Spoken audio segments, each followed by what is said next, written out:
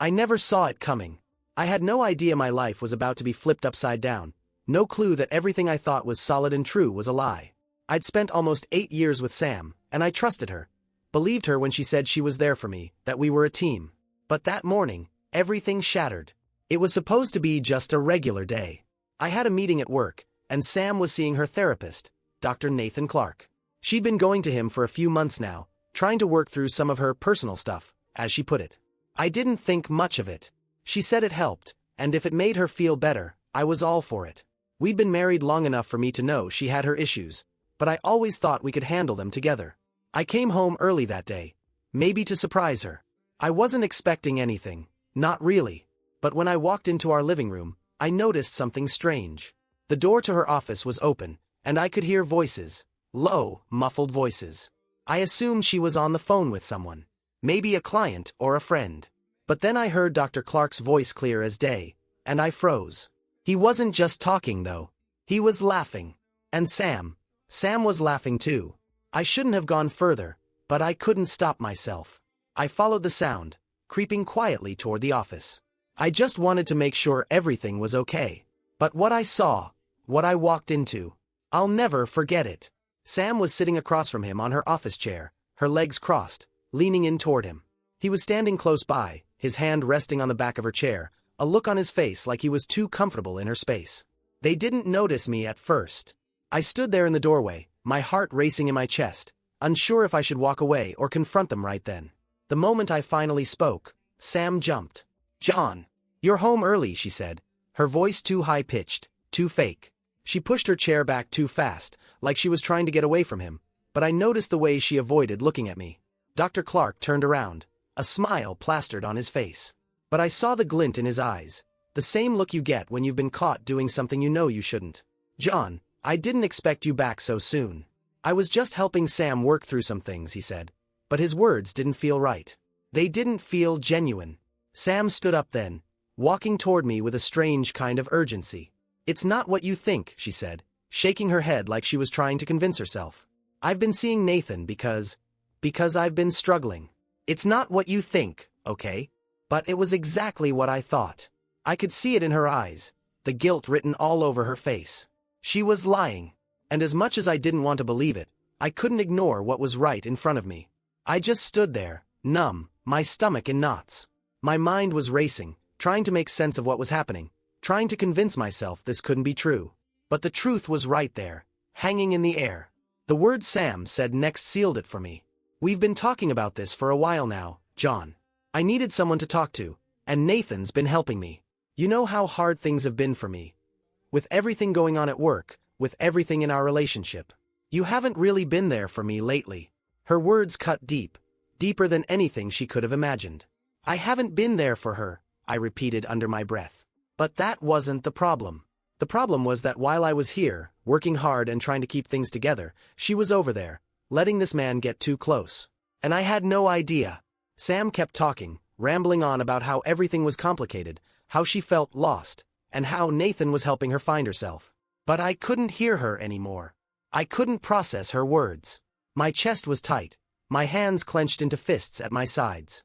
I wanted to scream, wanted to throw something, but I stayed still. I stayed silent. And that's when Dr. Clark opened his mouth again, as if trying to play the role of the savior. "John, it's important that you understand this. Sam's not well. She's been going through a lot of emotional strain. What we're doing here, what I'm doing here, is necessary for her recovery." Recovery. He said it like he was the doctor, the healer, the one who had the right to fix her. I was the one who was supposed to be there for her, but I wasn't, and it killed me to think about that. I couldn't stay in that room any longer. I turned around without another word and left, heading straight for the door. But Sam called out to me, "John, please don't." I didn't turn back. Not for her, not for Dr. Clark. I needed air. I needed time to think. I didn't know what to do next. I didn't know how to fix this, how to handle this feeling, the overwhelming sense of betrayal, the sting of her lies. But I knew one thing for sure. My life had changed forever, and I was never going to look at her the same way again. Sam didn't follow me. She didn't chase after me like I thought she would. She didn't try to apologize or explain. She just let me go. John stood frozen at the doorway, his heart hammering in his chest, his mind racing to make sense of what he was seeing. He hadn't expected to find them like this. Not like this, anyway. Sam was sitting at her desk, her body angled towards Dr. Nathan Clark in a way that seemed too intimate for just a professional setting. She looked up, startled, when he walked in, her eyes wide for a brief moment before she quickly masked the panic with a forced smile. Nathan stood beside her, looking almost too composed, like he hadn't just been caught in the act of something that wasn't therapy anymore. The silence between them was thick and suffocating, the kind of silence that screamed of guilt. Sam's reaction was immediate. Too quick, too practiced. She jumped up from her chair, a little too quickly, as if she was trying to distance herself from Nathan without looking obvious. She gave him that high-pitched, nervous laugh, one that John knew all too well. The one she gave when she was trying to pretend everything was fine when she knew it wasn't. "You're home early," she said, her voice a little too sharp, a little too forced. There was a pause as she adjusted her posture, glancing toward Nathan before quickly turning her focus back to John. She tried to smile, but it didn't reach her eyes. "I didn't expect you back." John didn't say anything at first. He just stood there, taking in the scene, the way Sam was standing, the way Nathan was still so close, the way her hair was slightly messed up, as though she had been running her hands through it more than usual. It wasn't just the fact that they were together, in her office, so casually. It was the chemistry between them, the ease with which they interacted. There was something wrong in the air, something John couldn't ignore. Nathan cleared his throat, stepping in with a practiced calmness, like the therapist trying to smooth over an awkward moment. He greeted John with that professional smile, the one that wasn't really a smile at all. He put his hand out like he was trying to calm the situation, even though John knew Nathan was the last person who should be pretending to mediate this. "John, it's good to see you," Nathan said, his tone low, almost too soothing, like he was trying to talk to a patient rather than a husband who had just caught them in the middle of something they couldn't explain away. John's throat went dry. He stood rooted in place, barely able to look at Nathan as the weight of what was happening crashed down on him. The words felt trapped in his chest, his mind a blur of anger, confusion, and pain. He could feel the heat of betrayal rising in his chest like fire. Sam stepped toward him, a little too quickly, like she wanted to close the space between them. "John, wait. Please, it's not what you think." Her voice was shaky now, and John noticed the way her hands were clasped in front of her, fingers twisting together like she was trying to hold herself steady. "Nathan's just been helping me with things. Personal things." It was such an obvious lie. He could see it in her eyes, the guilt, the discomfort in her movements. He'd known her long enough to recognize the signs. This wasn't just therapy, not anymore. The way she was acting, the way they were both acting, it was clear that something more had been going on, something beyond the boundaries of what was supposed to be a professional relationship. She continued speaking, rambling now, trying to make sense of her words. "You know how hard things have been with my work and everything at home. I've just been feeling, I don't know, lost. Nathan has been helping me sort through it. You haven't been there for me lately, John. You've been so distant." Her words hit John like a slap. The accusation felt like it came from nowhere. She was twisting everything around, making it seem like this was somehow his fault, like he had pushed her to this point. And yet, in the same breath, she was still trying to justify what had happened, trying to paint Nathan as some sort of savior. John could barely hold back the disgust that was rising in his throat. How could she stand there, looking him in the eyes, and say that? Nathan, still hovering too close to Sam, tried to speak again, his voice low and reassuring. "John, this is about Sam's healing process. I've been helping her through some personal issues that require time and understanding. What we're doing here is necessary for her recovery." Recovery. He said it like he was some kind of doctor, some kind of expert on Sam's life. The words burned in John's ears. This wasn't recovery. This wasn't therapy. This was something else entirely. John felt a coldness wash over him, a slow realization creeping in. The knot in his stomach tightened, and his hands curled into fists at his sides. He was being played by both of them. And for what? Sam was sitting there, pleading with him, trying to make it sound like she was the victim in all of this. She was the one who needed help, who needed someone to understand her, someone who wasn't John. He didn't speak for a long time. He just stood there, listening to the endless justifications, watching Sam try and fail to keep up the act. Every word she said felt like another nail in the coffin of their relationship. She was still lying, still trying to spin the web of deceit that had been growing for months. When he finally spoke, his voice was quieter than he expected. It wasn't anger, not yet. It was something deeper, something colder. "I need a minute," he said, and then he turned and walked out without waiting for her to say anything else. Sam called after him, her voice cracking with that fake urgency she always had when she was trying to fix things. "John, please don't go. Let me explain." But he didn't stop. He couldn't. He needed to get out of that room, out of that house, before he did something he would regret. He couldn't face her, not yet. He couldn't even look at Nathan anymore. The door slammed behind him, and he stood outside, his heart heavy with disbelief. The betrayal was too much to bear, and yet, somehow, it felt like it was just the beginning. I don't know what I was expecting after walking out that door, but it sure wasn't the silence that followed. Sam didn't chase after me right away. She didn't beg or try to stop me. She just let me go. And for a second, I thought maybe I could still salvage some dignity, maybe find some way to breathe again. But the truth, the weight of it, crushed me. I could still hear her voice in my head, her words echoing like a knife twisting in my chest. I didn't know where to go, what to do. I ended up sitting in my car for a while, the engine off, just staring out at the road. I wasn't even sure what I was thinking anymore. Everything felt like it was spinning, like the world had turned upside down and I was left somewhere far off, barely holding on. After a couple of hours, I went back inside. I wasn't sure what I was hoping for. Some sort of apology, maybe? But that was gone, wasn't it? The moment I'd walked in on them, that was the end of it. There was no going back.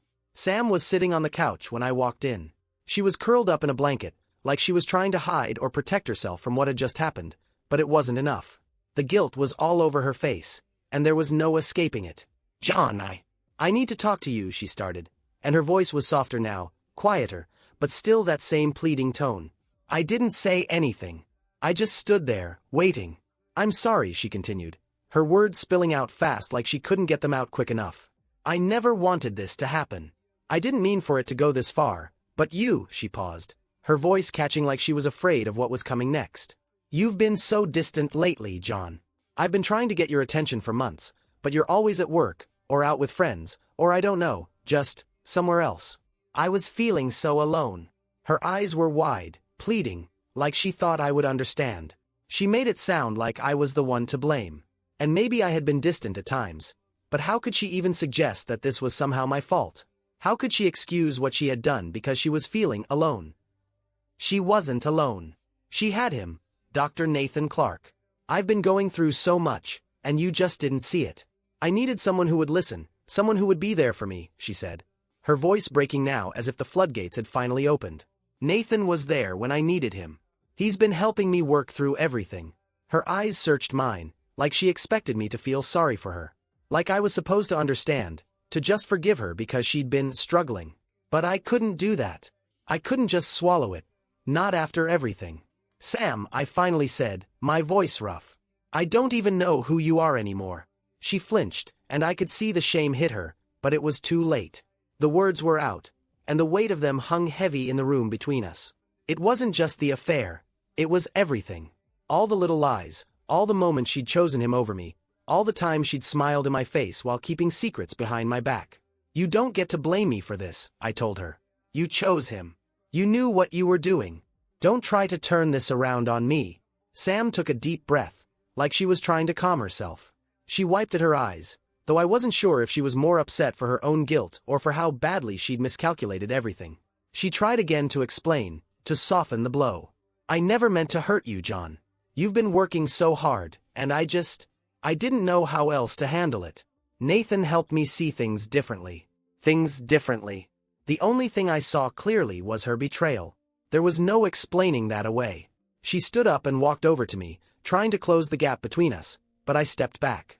I couldn't look at her without seeing Nathan's face, seeing how she'd betrayed me with him. How she'd betrayed everything we'd built together. "You don't get it, do you?" I said, my voice barely a whisper. "You think I've been distant, but that's just an excuse. You made a choice. You made your own choices, Sam. I didn't push you into this. And don't act like I'm the bad guy in all of this." She took another step toward me, and this time, I didn't move back. I just stared at her, waiting for some sign that she understood how badly she had broken me. But all I saw was a woman who had convinced herself that she wasn't to blame, that this was just a mistake, or some sad, misguided need for attention. "You have to understand," she said, her voice low now, almost pleading. "Nathan wasn't just. He wasn't just a therapist. I've been I've been feeling like I was falling apart, and he made me feel seen. He made me feel like I mattered. I closed my eyes for a second, trying to fight the pain that was building inside me. I didn't know how much more of this I could take. Finally, I said it. The thing I'd been avoiding, the thing I knew would change everything. I don't know if I can ever look at you the same way again, Sam. You've broken me. And for what? So you could feel special.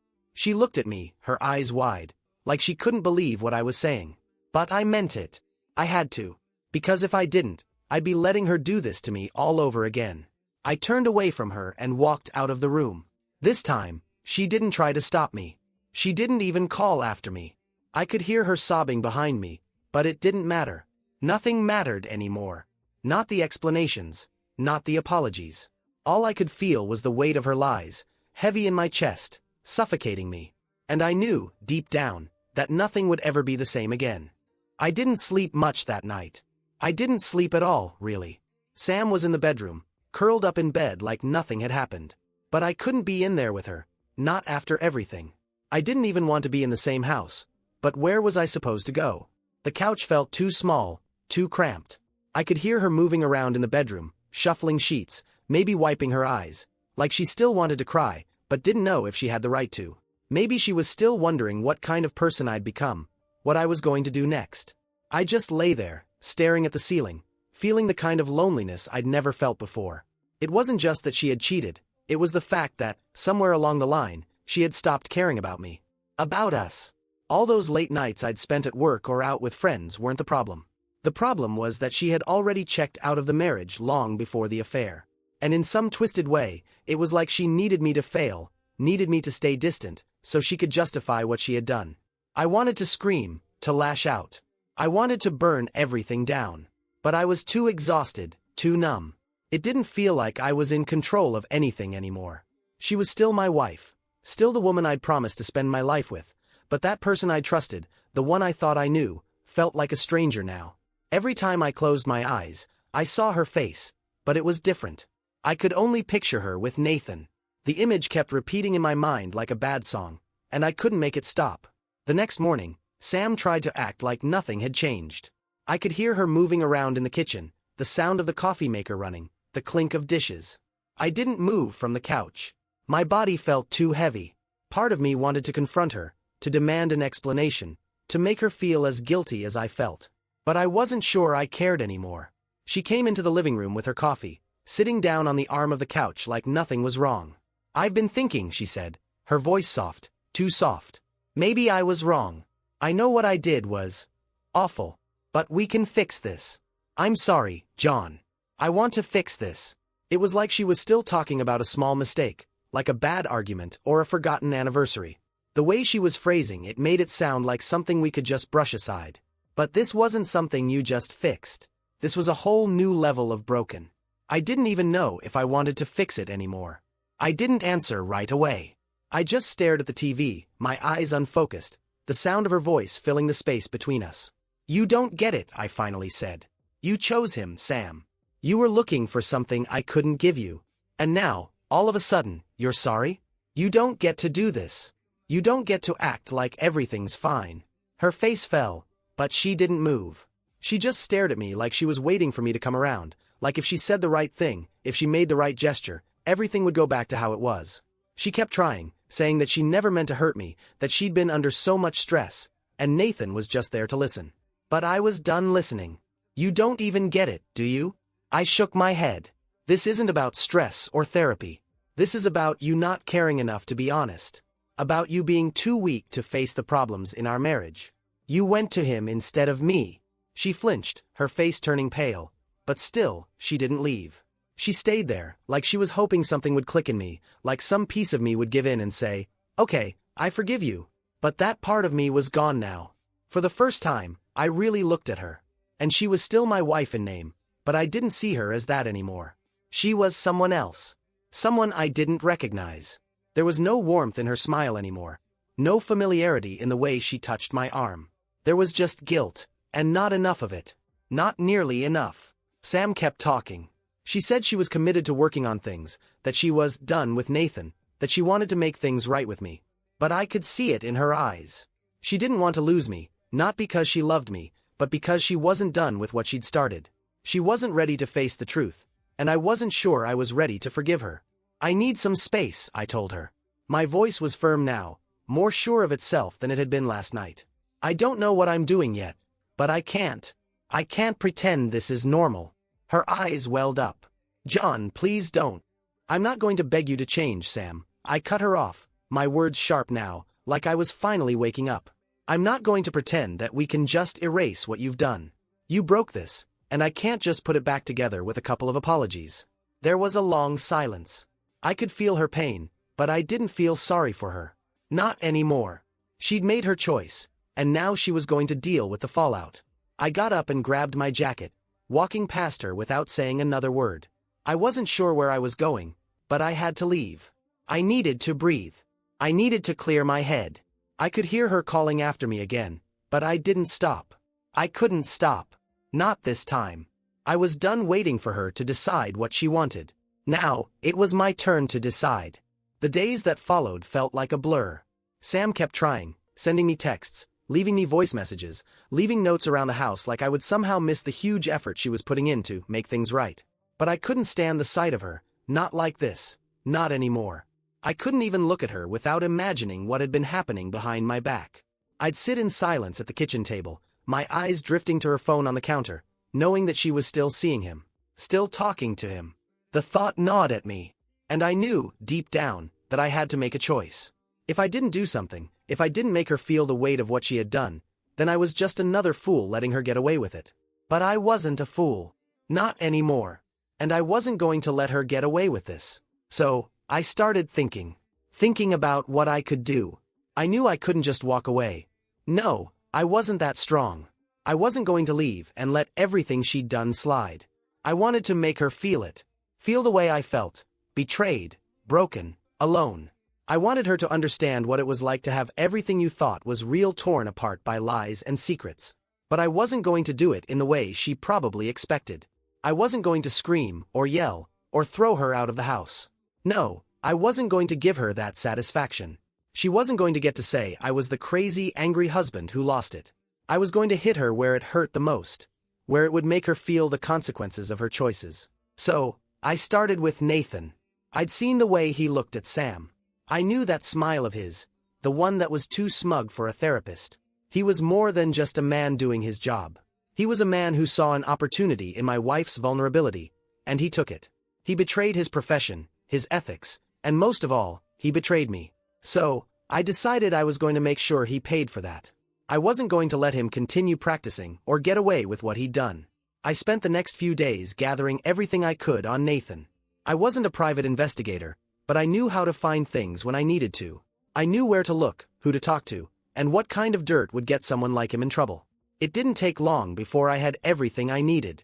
The first thing I found out was that Nathan wasn't as squeaky clean as he liked to pretend. There were whispers about him in the local therapist community. Rumors about boundaries being crossed, about inappropriate comments, and about clients getting too close for comfort. Some of it was vague, but it was enough. And that was just the beginning. I found evidence that he'd been counseling people outside of the office, taking advantage of his position, meeting clients in places he shouldn't have. I found emails between him and Sam, some of them dating back months, all written with a level of familiarity and warmth that crossed a line. They weren't just talking about her healing or her progress. There were things in there that shouldn't have been said, things that made me sick. But what really got to me was when I found out about his other clients. Turns out Nathan had a long history of ethical violations, things that he'd somehow managed to keep off the record. He'd been reprimanded a few times, but somehow, he'd always managed to slip through the cracks. I wasn't going to let him slip through this time. I made a few calls, did some digging, and made sure to document everything I found. It didn't take long to realize that if I exposed him, if I put all this in front of the right people, Nathan Clark's career was over. His reputation, his license, it would all be gone.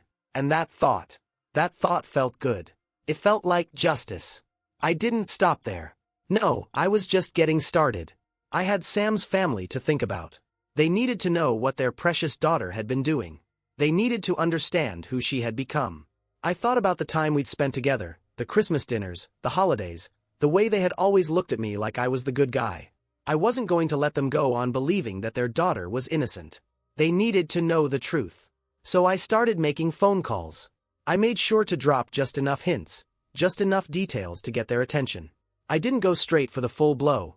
No, I wanted them to ask questions. I wanted them to start digging, to start wondering why their daughter was suddenly so distant from them, why she wasn't coming around like she used to. I wanted them to hear the whispers of her affair, to hear how she destroyed everything we had. It didn't take long before Sam's mother called. I could hear the panic in her voice. She knew something was off. She had been hearing the same things I had. I didn't tell her everything, not right away. I let her dig. I let her ask the questions she needed to ask. I just sat back and watched it all unfold. Sam wasn't prepared for that. She wasn't prepared for me to go after Nathan, to go after her family, to expose everything she had tried to hide. She didn't know what to do when I started to take control. But I could see it in her eyes now. The fear. She could see it wasn't just her marriage that was at stake. It was everything. And I was just getting started. The truth was, I didn't care about saving us anymore. I didn't care about fixing what was broken. I just wanted her to understand what it felt like to be left in the wake of her lies. I wanted her to feel as small and as powerless as I had felt when I first walked in on her and Nathan. That cold, hard feeling of betrayal. I wasn't going to let that go until she had felt every ounce of what I had. And for once, it felt like I was the one in control. It wasn't long before the cracks started to show. Sam's mother called her. I could hear her yelling from the other room, and I wasn't sure if it was because she was trying to defend her daughter or because she was starting to piece everything together. I wasn't sure which one of them was more hurt by it all, the woman who had spent years raising Sam or the woman who had spent years lying to me. I didn't make it easy for Sam to hide the truth. When she came back into the living room after that phone call, her face was pale. I could see the guilt and the confusion tangled in her eyes, but there was something else too, a kind of panic. It was the same kind of panic that I'd seen in the reflection of my own eyes when I'd realized how deeply I'd been betrayed. She wasn't in control anymore. She looked at me, and for the first time since all this started, I saw a hint of vulnerability. The calm, collected woman who'd been covering up her lies was gone. Now it was just Sam, someone who knew her world was falling apart and didn't know how to stop it. But I wasn't about to give her a hand to pull herself out of the hole she'd dug. "What did you tell them, John?" she asked, her voice thin, almost breaking. She knew it was all unraveling. She could feel the weight of everything I had exposed, and she didn't know how to fix it. "I didn't tell them anything they didn't already know," I said, my tone even. "I just gave them the chance to ask the right questions." Her breath hitched. I could tell she was fighting back tears, but I didn't care. She deserved every bit of it. I wasn't going to back down. The guilt, the shame, it wasn't mine to carry anymore. I wasn't the one who had messed everything up. She stopped herself, staring at the floor. "I don't understand why you're doing this. Why can't we just fix this? Can't we just try again?" The desperation in her voice almost made me sick. She still didn't get it. She still thought I was the one who needed to try again for us, as if I could just overlook the fact that she'd slept with another man, as if I could erase the months of lies. "Fix it? You want to fix it?" I said, leaning forward. My heart was still pounding, but not out of anger anymore. It was something colder, something darker. "You don't get to fix anything, Sam. Not after what you've done. This isn't a mistake you get to apologize for and move on from. You broke this. You broke us. And you're not going to put the pieces back together with a few tears." She winced like my words stung, and for a second, I almost felt sorry for her. Almost. But the pity I might have had for her was buried under everything else. The anger, the hurt, the deep sense of betrayal. Sam started pacing, wringing her hands. "I know it was wrong. I know, okay? But this was just what? Just some mistake? Just something that happened because you were lonely?" I interrupted. "You think that makes it better? That makes it worse, Sam. It means you didn't have the decency to come to me. Instead, you chose someone else. And not just anyone. A therapist, for God's sake. Someone who was supposed to help you, not." I broke off, shaking my head. I didn't want to keep talking about Nathan. I didn't want to give him any more of my time, but he was still there, lingering in the background like a bad stain. She collapsed into the chair, her shoulders shaking. I could tell she wanted to explain, wanted to make me understand how she had justified it all. But there was nothing she could say that would make this okay. I'd heard all the excuses already, and none of them mattered. I wasn't interested in hearing them again. I didn't have to wait long for the rest of the fallout to reach me. That evening, Sam's father called. It wasn't a surprise. I'd expected it. He was always the one who tried to smooth things over when Sam got into trouble, always the one who wanted to believe the best in her, even when everyone else saw the cracks. But now, there was no smoothing this over. "John, what the hell is going on?" His voice was calm, but I could hear the anger behind it. The disbelief. "Sam's been trying to explain herself, but she's not making any sense. What have you done to her?" I let him talk for a minute, not even responding at first. I wasn't going to get into an argument with Sam's dad. He had never liked me much to begin with, but I wasn't the one who had crossed the line here. It wasn't me who had destroyed everything. "You don't need to be on her side right now," I finally said, cutting him off. "Sam made her choice. You need to understand that." He started yelling, calling me names, accusing me of being petty and vindictive. But I didn't care. It was the same speech I had expected. I didn't listen to him, though. Instead, I focused on the quiet sound of Sam crying in the other room. She had done this to herself. I wasn't about to apologize for putting her on the spot. "Do you have any idea how humiliating this is for her?" her father snapped. "Humiliating," I repeated, my voice steady. "She did that to herself. Not me. Not you. She's the one who chose to betray me. I didn't force her into anything." There was a long silence. And then I heard him exhale deeply. "You've really made up your mind, haven't you?" "Yeah," I said, my voice cold. "I have." I hung up before he could say anything else. There was nothing left to say. It was over, and nothing they did or said was going to change that. Sam was still in the living room, sitting with her head in her hands. She didn't even look up when I walked past her to grab my jacket. I had nothing more to say to her. Nothing more to explain.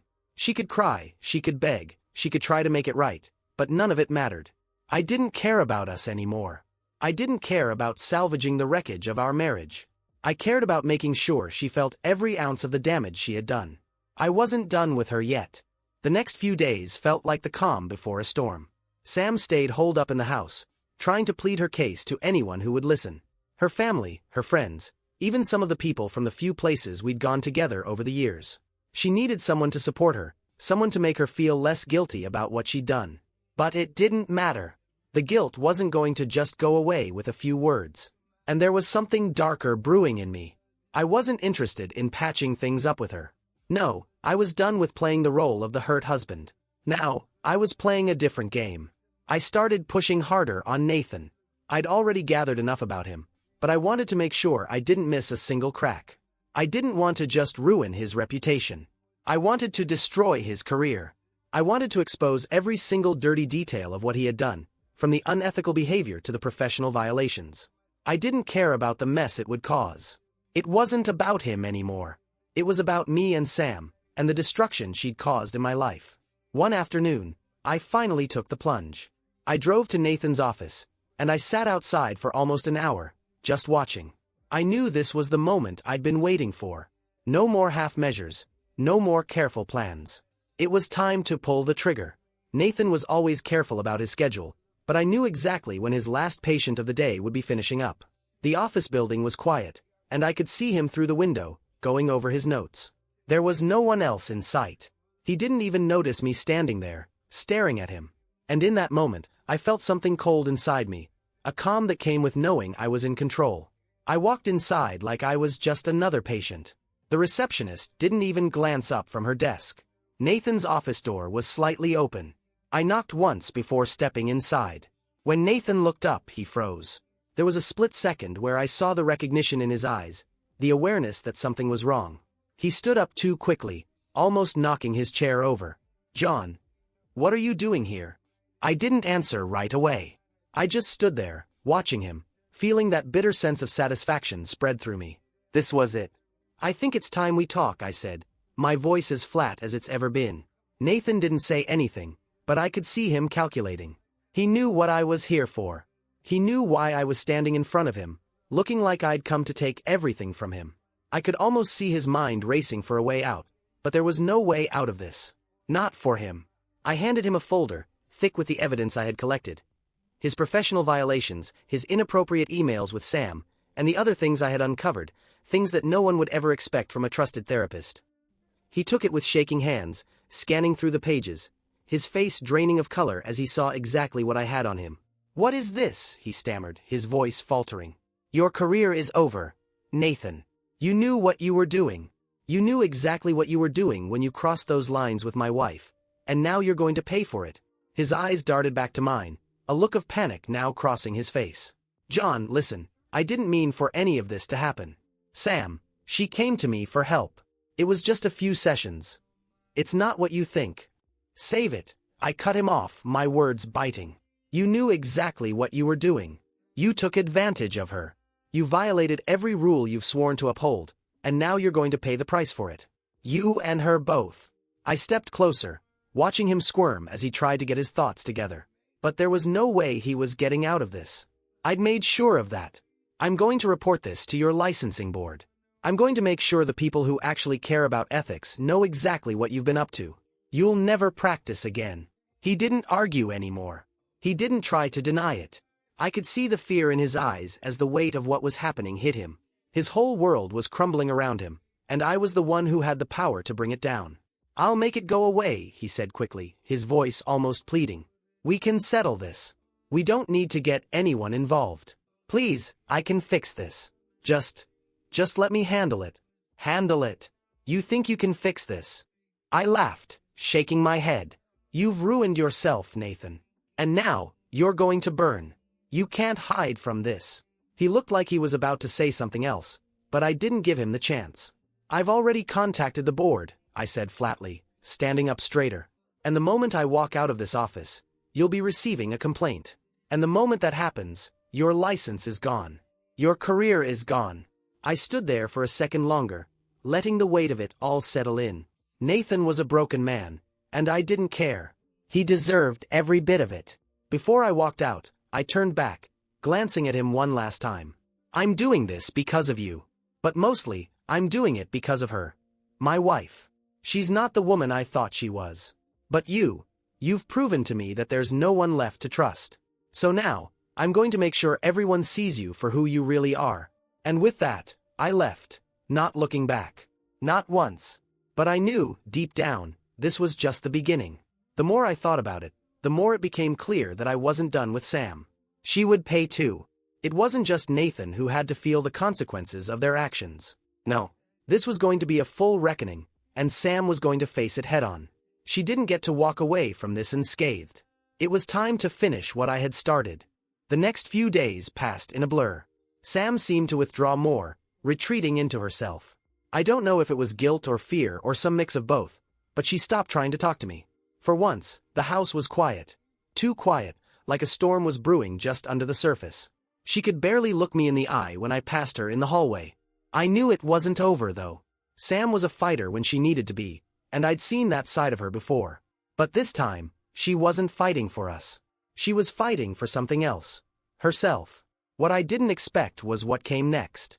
I'd been planning on keeping the pressure on Nathan, keeping him in the corner, but Sam's family, her mother especially, made things far more complicated. I had already planted the seeds of doubt in their minds, but what happened next was like watching a bomb go off in slow motion. Her mother called me the day after I'd confronted Nathan. She must have gotten the full picture by then, because when I picked up the phone, I could hear the shaky anger in her voice, like she was fighting to keep it together. "John, I need to know everything. What did you say to her? What are you doing to her? This isn't how you fix things." I had half a mind to hang up, but I wasn't done yet. Not by a long shot. Instead, I took a deep breath and let her vent. She's the one who's done this, not me. She betrayed me, she betrayed this family.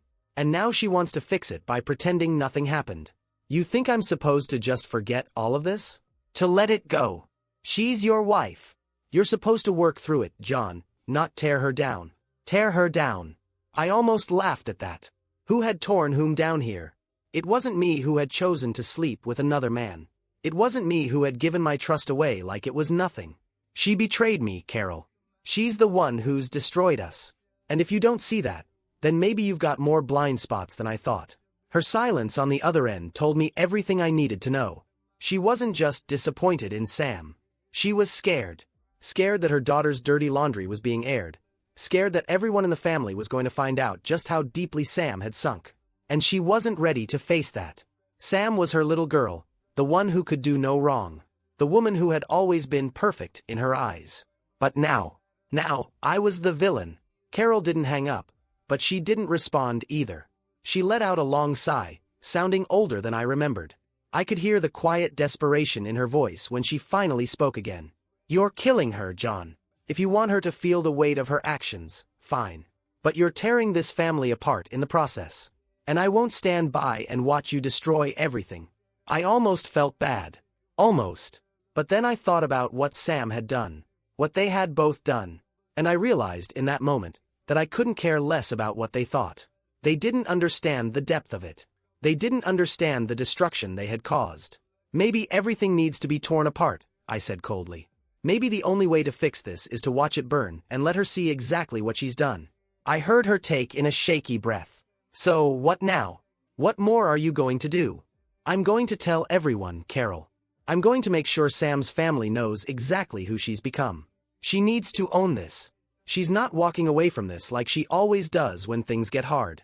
She doesn't get to run." There was a long silence. Then Carol whispered, "Don't do this. You're pushing her away forever." At that point, I didn't care. Sam had already pushed me away. She had made her choice. I had to make mine. If she wanted to fight for her life, she could. But I wasn't going to save her. Not this time. "I don't think there's anything left to save, Carol," I said, before hanging up. The next day, I made the call. I wasn't going to keep her secrets anymore. Sam's father took it the hardest, as I expected. He had always been the kind of man who thought family should come first, who thought that love was enough to fix anything. But I wasn't in love with her anymore. I wasn't in love with the woman who had humiliated me. When he called me, his voice was tight with frustration. "You can't just ruin her like this, John," he said. "You've gone too far." "I haven't gone far enough," I responded, letting the words hang in the air. "She needs to see what she's done. You all need to see what she's done. You want to protect her? Fine. But she's the one who needs to fix this mess. Not me." The next thing I knew, Sam's mother was calling me again, but this time, her tone was different. I could tell that the walls were starting to crumble. "John, I think I understand now," she said. "Sam came to me. She said it was an affair, but I didn't want to believe it. She's saying she'll do anything to make things right. But I don't think you're wrong. You have every right to be angry. We just didn't see it. We couldn't see it." She sounded exhausted, like she had just fought a battle she didn't want to fight. And in a way she had. But it was a battle she needed to lose. They all needed to lose it. Sam had pushed them away with her lies, and now they were starting to see the truth. And as far as I was concerned, it was too late for any of them. I didn't know what was going to happen next. But what I did know was that Sam wasn't going to get away with this. Not now, not ever. She had to face the consequences of her actions. All of them. And I wasn't going to make it easy for her. It didn't take long for things to start unraveling for Sam. Her family had been forced to confront the truth, and while they didn't want to accept it, they couldn't deny what was right in front of them. The whispers were spreading faster than I could have imagined. Her friends, the ones she'd called closest, started backing away. They were shocked, sure, but mostly they were disgusted. I watched it all happen like a spectator at a train wreck. The way people who had once looked at her with admiration now saw her with a kind of distaste. And I didn't feel sorry for her. I couldn't. I'd done everything I needed to. Exposing Nathan had taken him down a few pegs. I'd made sure his reputation was in tatters. His career was over before it even began. But Sam. She was still in the house, still trying to pretend everything would somehow go back to normal. She knew the score. She could see it in my eyes, in the way I moved through the house like a ghost, no longer willing to share the space we used to fill with laughter and casual affection. I wasn't the same person anymore. I couldn't be.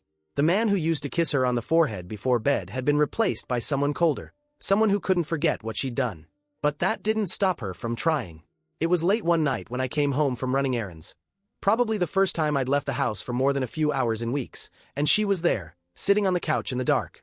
The TV was on but muted, and the room felt like it had been holding its breath. She didn't move when I entered, didn't even glance at me. I set the groceries down, glancing her way. "Sam," I said, my voice flat, but I could feel her tension. I didn't even need to see her face to know that she was still clinging to some desperate hope that we could talk, that maybe, somehow, things could be fixed. I wasn't interested in talking anymore. I didn't want to hear any more of her excuses. I know you've been trying to get through to me, she said, her voice shaking, but I need you to listen. Just listen to me, please. I sighed and looked at her finally. Her eyes were puffy, red from crying, and her face was pale in the dim light. She didn't look like the same woman I'd married. She looked like someone who'd been exposed. And for a moment, I almost felt bad for her. Almost. But then I remembered everything. The lies, the betrayal, and that pity vanished. There's nothing to say, Sam. What's done is done. My words were final, colder than I meant them to be, but I couldn't stop the bitterness that seeped in. You think I don't know that? She shot back, her voice rising slightly. You think I don't know what I've done? You think I don't feel the weight of it every single minute of every single day? She stood up, wiping her face with her sleeve, clearly trying to hold herself together. But she wasn't fooling anyone. Not me, at least. Then what do you want from me? I asked, my voice coming out sharper than I intended. Do you want me to forgive you? Pretend it didn't happen. I never wanted to hurt you, she said, almost pleading now. I never wanted this. I was confused. I didn't know who I was anymore, and Nathan. He was there for me. God, John, I didn't want to hurt you. I thought maybe we could work through it.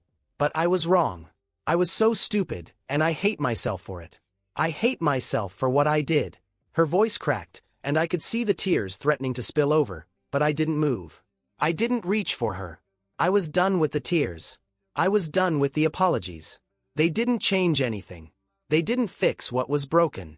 I'm not doing this, I said firmly, taking a step back. I'm not forgiving you. Not now. Not ever. You've crossed a line I can't come back from. Her face twisted in pain, and she took a step toward me, reaching out, like she was trying to grab something she could hold on to. Please, John, don't let this destroy us. Don't let me destroy us. I stood there, rooted to the spot, but inside I was already slipping away. Her words felt hollow now, like the whispers of a woman who had used up all her chances. She'd made her choice. She'd slept with another man, lied to me for months, betrayed the one thing we'd built together. And now she was asking me to fix it? To fix her? You destroyed this, Sam. Not me, I said, my voice barely above a whisper. I'm not the one who betrayed us. She looked like she was going to collapse. Her body shook with sobs, but I wasn't moved. She had taken everything I had and turned it into something unrecognizable. The woman standing in front of me wasn't the one I had loved. She was a stranger, a liar, a cheat, someone who couldn't even own up to what she'd done. I can't undo it, she cried, finally dropping to her knees. But I swear, I would give anything to go back and fix it. Please, John. Please don't let me lose you. The sight of her like that, on her knees, begging, should have moved me. It should have made me reconsider everything. But the truth was, it didn't. I wasn't that man anymore. I didn't feel sorry for her. I didn't feel sorry for the woman who had shredded my heart, for the woman who had destroyed every piece of trust we'd ever built. You've already lost me, I said softly, turning away from her. Her words followed me as I walked out of the room, her sobs echoing through the silence. But I didn't stop. I couldn't stop. Because deep down, I knew that this was the only way for me to move on. To let her fall. To let everything crumble around her. And as I stood there, with the weight of everything in the air between us, I realized I wasn't done yet. She still had one last thing to face, and I wasn't going to let her get away with it. Not when the world was watching.